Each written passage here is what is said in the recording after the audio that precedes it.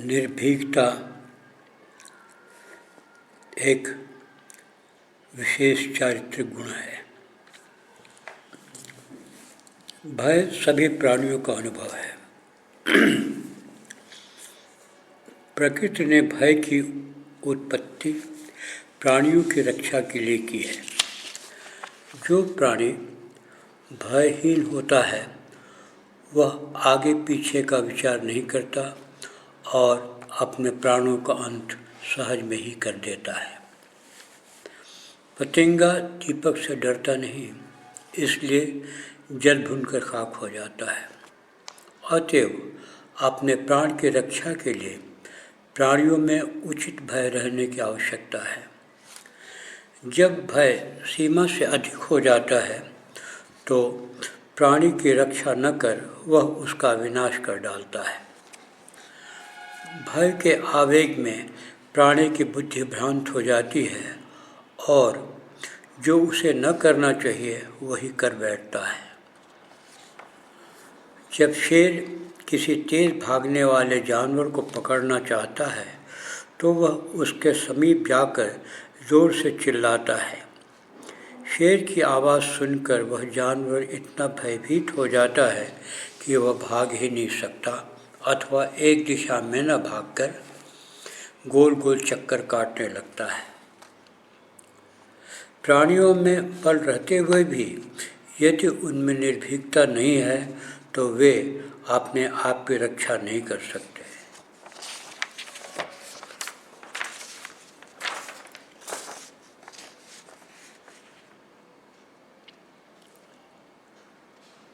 आध्यात्मिक मनोविज्ञान की दृष्टि से लोगों के डरपोकपने का कारण दूसरे लोगों के प्रति बैर भाव है। स्वार्थ की वृद्धि और सेवा भाव के अभाव से यह बैर भाव बढ़ जाता है। जिस मनुष्य में ईर्ष्या, द्वेष और बैर आदि के भावों की वृद्धि होती है उसका मन निर्बल होता है। वह अपने आसपास अनेक कल्पित शत्रु देखता है। वह अपने मित्रों के व्यवहार को भी शंका के दृष्टि से देखने लगता है। वास्तव में ईर्ष्या, द्वेष और घृणा आदि के होने पर मनुष्य का कोई मित्र ही नहीं रह जाता। वह जहाँ दृष्टि डालता है उसे शत्रु ही शत्रु दिखाई देते हैं। दूसरों से बैर भाव रखने वाला व्यक्ति संसार में अपने अनेक बैरी देखने लगता है और वास्तव में भी वह दूसरों को अपने व्यवहार से बैरी बना लेता है। इस तरह स्वार्थी मनुष्य और भी डरपोक हो जाता है। वह सदा अपने कल्पित बैरियों से डरा करता है। लड़ाई के समय जिस पक्ष के लोग भयभीत हो जाते हैं वह पक्ष हार जाता है। भय के आ जाने पर उनके लड़ने की शक्ति नष्ट हो जाती है। भय से व्याकुल मनुष्य अधिक संख्या में मारे जाते हैं। समाज में जिन लोगों में निर्भीकता रहती है वे राज्य करते हैं और जो डरपोक स्वभाव के होते हैं वे शासित होते हैं।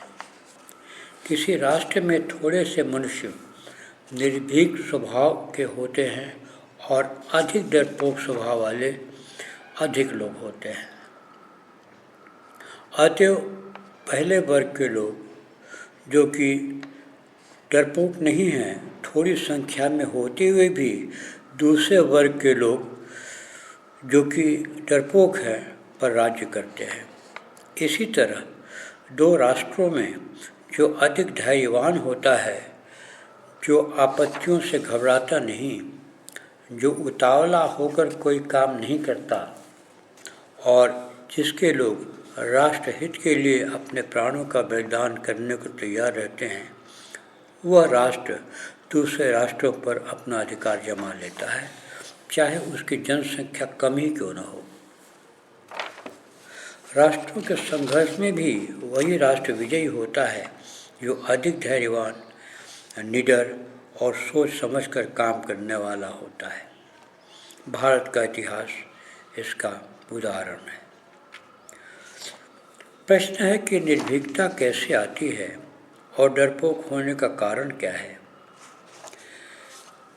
यह सिद्ध हो चुका है कि कोई भी व्यक्ति जन्म से डरपोक नहीं होता।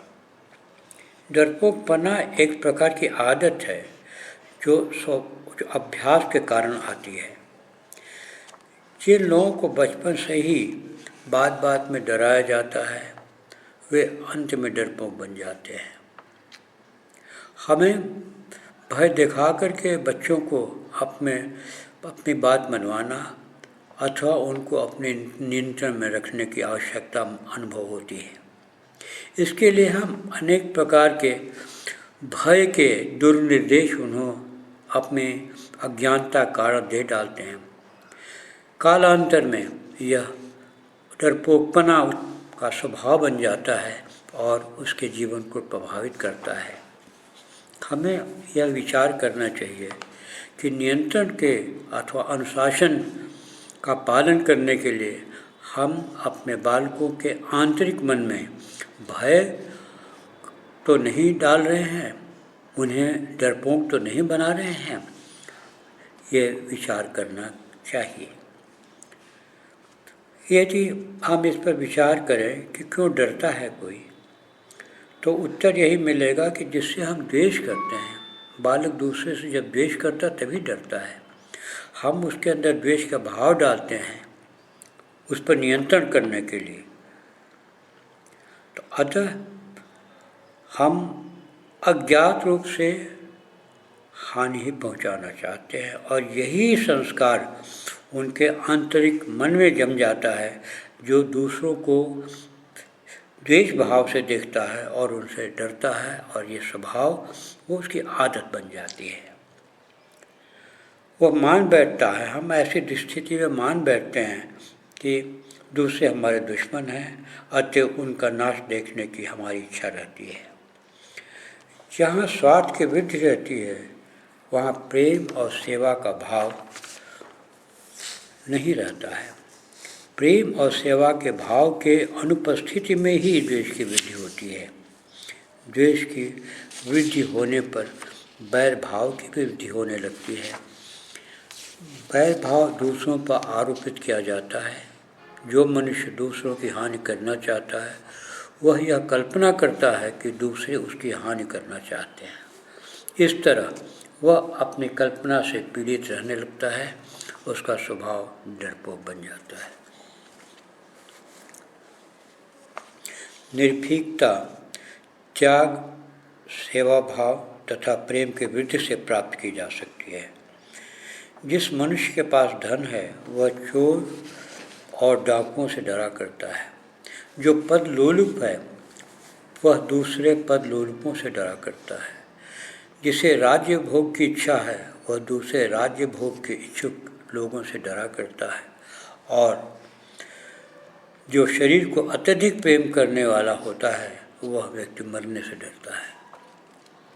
जिस व्यक्ति की जिस पदार्थ में लगन रहती है वह उसको खो जाने से सदा डरता रहता है।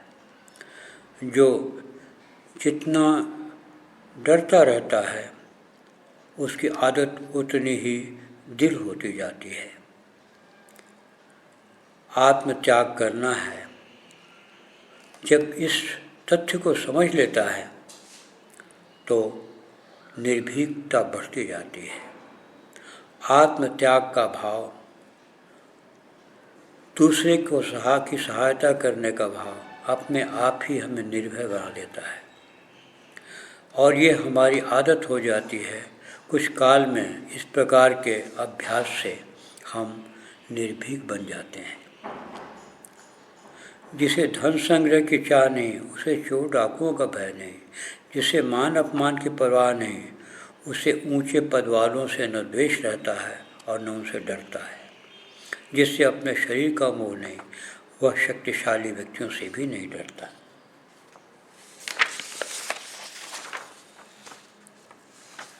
जिसने शरीर का मोह छोड़ दिया है वह संसार में अभय है।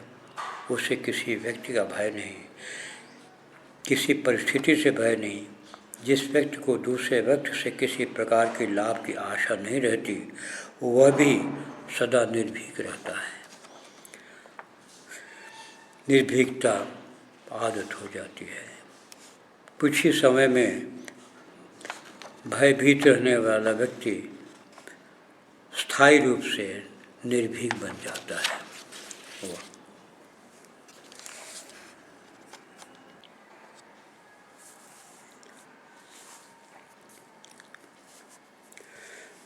निर्भीकता एक विशेष चारित्रिक गुण है। भय सभी प्राणियों का अनुभव है। प्रकृति ने भय की उत्पत्ति प्राणियों की रक्षा के लिए की है। जो प्राणी भयहीन होता है वह आगे पीछे का विचार नहीं करता और अपने प्राणों का अंत सहज में ही कर देता है। पतंगा दीपक से डरता नहीं, इसलिए जल भुनकर खाक हो जाता है। अतएव अपने प्राण की रक्षा के लिए प्राणियों में उचित भय रहने की आवश्यकता है। जब भय सीमा से अधिक हो जाता है तो प्राणी की रक्षा न कर वह उसका विनाश कर डालता है। भय के आवेग में प्राणी की बुद्धि भ्रांत हो जाती है और जो उसे न करना चाहिए वही कर बैठता है। जब शेर किसी तेज भागने वाले जानवर को पकड़ना चाहता है तो वह उसके समीप जाकर जोर से चिल्लाता है। शेर की आवाज़ सुनकर वह जानवर इतना भयभीत हो जाता है कि वह भाग ही नहीं सकता अथवा एक दिशा में न भागकर गोल गोल चक्कर काटने लगता है।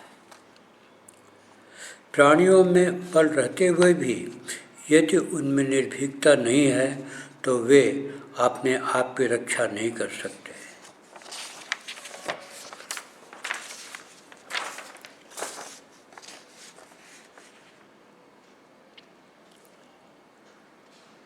आध्यात्मिक मनोविज्ञान की दृष्टि से लोगों के डरपोकपन का कारण दूसरे लोगों के प्रति बैर भाव है। स्वार्थ की वृद्धि और सेवा भाव के अभाव से यह बैर भाव बढ़ जाता है। जिस मनुष्य में ईर्ष्या, द्वेष और बैर आदि के भावों की वृद्धि होती है उसका मन निर्बल होता है। वह अपने आसपास अनेक कल्पित शत्रु देखता है। वह अपने मित्रों के व्यवहार को भी शंका के दृष्टि से देखने लगता है। वास्तव में ईर्ष्या, द्वेष और घृणा आदि के होने पर मनुष्य का कोई मित्र ही नहीं रह जाता। वह जहाँ दृष्टि डालता है उसे शत्रु ही शत्रु दिखाई देते हैं। दूसरों से बैर भाव रखने वाला व्यक्ति संसार में अपने अनेक बैरी देखने लगता है और वास्तव में भी वह दूसरों को अपने व्यवहार से बैरी बना लेता है। इस तरह स्वार्थी मनुष्य और भी डरपोक हो जाता है। वह सदा अपने कल्पित बैरियों से डरा करता है। लड़ाई के समय जिस पक्ष के लोग भयभीत हो जाते हैं वह पक्ष हार जाता है। भय के आ जाने पर उनके लड़ने की शक्ति नष्ट हो जाती है। भय से व्याकुल मनुष्य अधिक संख्या में मारे जाते हैं। समाज में जिन लोगों में निर्भीकता रहती है वे राज्य करते हैं और जो डरपोक स्वभाव के होते हैं वे शासित होते हैं। किसी राष्ट्र में थोड़े से मनुष्य निर्भीक स्वभाव के होते हैं और अधिक डरपोक स्वभाव वाले अधिक लोग होते हैं। अतएव पहले वर्ग के लोग जो कि डरपोक नहीं हैं, थोड़ी संख्या में होते हुए भी दूसरे वर्ग के लोग जो कि डरपोक हैं पर राज्य करते हैं। इसी तरह दो राष्ट्रों में जो अधिक धैर्यवान होता है, जो आपत्तियों से घबराता नहीं, जो उतावला होकर कोई काम नहीं करता और जिसके लोग राष्ट्र हित के लिए अपने प्राणों का बलिदान करने को तैयार रहते हैं, वह राष्ट्र दूसरे राष्ट्रों पर अपना अधिकार जमा लेता है चाहे उसकी जनसंख्या कम ही क्यों न हो। राष्ट्रों के संघर्ष में भी वही राष्ट्र विजयी होता है जो अधिक धैर्यवान, निडर और सोच समझकर काम करने वाला होता है। भारत का इतिहास इसका उदाहरण है। प्रश्न है कि निर्भीकता कैसे आती है और डरपोक होने का कारण क्या है। यह सिद्ध हो चुका है कि कोई भी व्यक्ति जन्म से डरपोक नहीं होता। डरपोकपना एक प्रकार की आदत है जो अभ्यास के कारण आती है। जिन लोगों को बचपन से ही बात बात में डराया जाता है वे अंत में डरपोक बन जाते हैं। हमें भय दिखा करके बच्चों को अपनी बात मनवाना अथवा उनको अपने नियंत्रण में रखने की आवश्यकता अनुभव होती है। इसके लिए हम अनेक प्रकार के भय के दुर्निर्देश उन्हें अपने अज्ञानता कारण दे डालते हैं। कालांतर में यह डरपोकपना का स्वभाव बन जाता है और उसके जीवन को प्रभावित करता है। हमें यह विचार करना चाहिए कि नियंत्रण के अथवा अनुशासन का पालन करने के लिए हम अपने बालकों के आंतरिक मन में भय तो नहीं डाल रहे हैं, उन्हें डरपोक तो नहीं बना रहे हैं, ये विचार करना चाहिए। यदि हम इस पर विचार करें कि क्यों डरता है कोई, तो उत्तर यही मिलेगा कि जिससे हम द्वेष करते हैं। बालक दूसरे से जब द्वेष करता तभी डरता है। हम उसके अंदर द्वेष का भाव डालते हैं उस पर नियंत्रण करने के लिए। तो अतः हम अज्ञात रूप से हानि ही पहुंचाना चाहते हैं और यही संस्कार उनके आंतरिक मन में जम जाता है जो दूसरों को द्वेष भाव से देखता है और उनसे डरता है और ये स्वभाव वो उसकी आदत बन जाती है। वो मान बैठता है, हम ऐसी स्थिति में मान बैठते हैं कि दूसरे हमारे दुश्मन हैं, अतः उनका नाश देखने की हमारी इच्छा रहती है। जहाँ स्वार्थ की वृद्धि रहती है वहाँ प्रेम और सेवा का भाव नहीं रहता है। प्रेम और सेवा के भाव के अनुपस्थिति में ही द्वेष की वृद्धि होती है। द्वेष की वृद्धि होने पर बैर भाव की वृद्धि होने लगती है।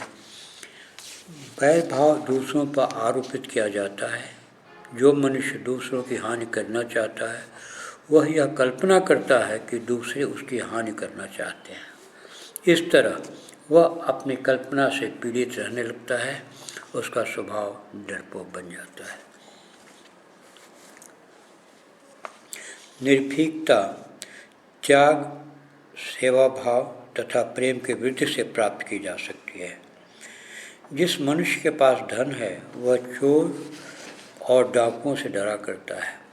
जो पद लोलुप है वह दूसरे पद लोलुपों से डरा करता है।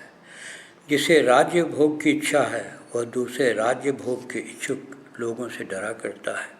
और जो शरीर को अत्यधिक प्रेम करने वाला होता है वह व्यक्ति मरने से डरता है। जिस व्यक्ति की जिस पदार्थ में लगन रहती है वह उसको खो जाने से सदा डरता रहता है। जो जितना डरता रहता है उसकी आदत उतनी ही दृढ़ होती जाती है। आत्मत्याग करना है। जब इस तथ्य को समझ लेता है तो निर्भीकता बढ़ती जाती है। आत्मत्याग का भाव,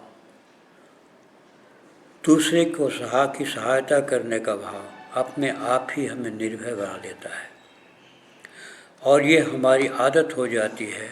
कुछ काल में इस प्रकार के अभ्यास से हम निर्भीक बन जाते हैं। जिसे धन संग्रह की चाह नहीं उसे चोर डाकुओं का भय नहीं।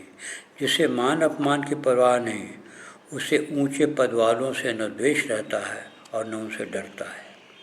जिससे अपने शरीर का मोह नहीं वह शक्तिशाली व्यक्तियों से भी नहीं डरता।